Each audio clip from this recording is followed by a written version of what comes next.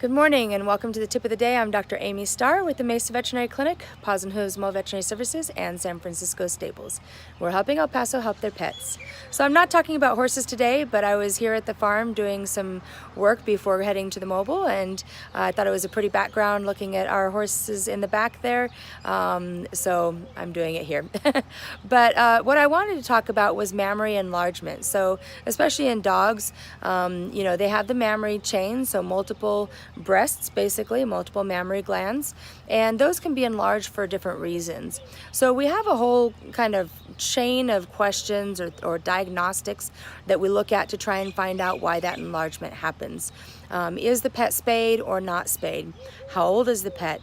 And then, has it been exposed to any estrogen creams or things like that that could increase those hormones? If it was spayed, when was it spayed? How old was it when it was spayed? Was it spayed correctly? If ovaries are left or little pieces of ovaries are left, the pets are still going to go into their regular heat cycles. So a lot of questions like that. And then it's best to get blood work. We want to look at thyroid. Is the dog hypothyroid, meaning it doesn't have enough thyroid? Is there an adrenal problem? Is there an infection going on? All sorts of things we're looking at with the screen of blood work. And then depending on that, we want to feel, is there heat? Is there an infection? Are there little nodules or masses? Is it a big nodule, a big mass? Or is it just kind of enlarged and soft and warm? So things that we're thinking of is it mastitis, so a mammary gland infection? Is it just enlargement because of the hormones, because of estrogen or because of the thyroid or things like that? Are there benign things like fatty deposits, lipomas, things like that going on? Is the pet in heat, or is it having a false pregnancy?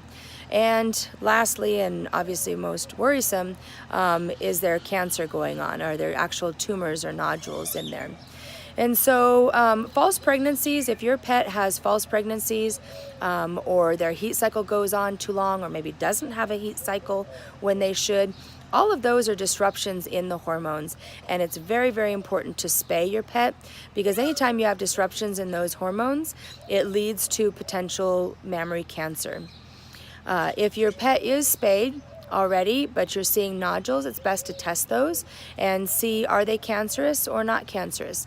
If they are cancerous, is it benign, meaning it doesn't pass beyond that one mass, or is it malignant, meaning it goes to the rest of the body?